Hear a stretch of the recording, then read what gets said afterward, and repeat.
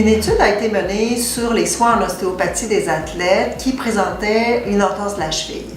Les résultats démontrent que les soins en ostéopathie favorisent la récupération fonctionnelle des athlètes. En ce qui concerne l'entorse de la cheville, la rencontre avec l'ostéopathe va comprendre deux grandes étapes, une étape de bilan et une étape d'intervention.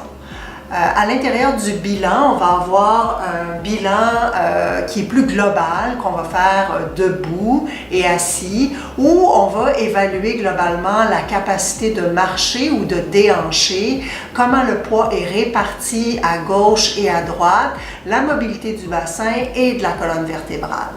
Dans le bilan plus spécifique, là, on va s'adresser vraiment spécifiquement à tous les articulés de la cheville et du pied. On va bien évaluer tout le membre inférieur, c'est-à-dire le genou, la hanche, et on va évaluer aussi le bassin et la colonne vertébrale.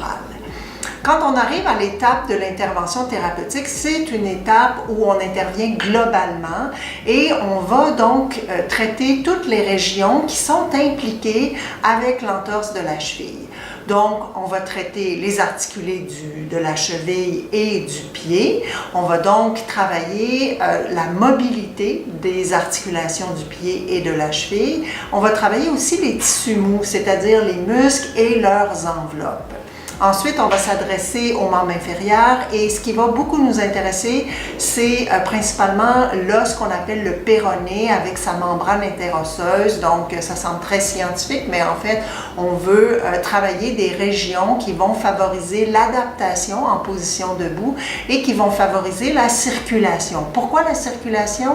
Bien, parce qu'en fait, dans l'entorse de la cheville, il y a souvent un édème et on veut drainer cet édème-là.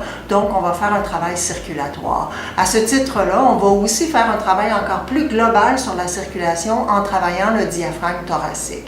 Et finalement, on va s'assurer que le bassin et la colonne vertébrale sont libres.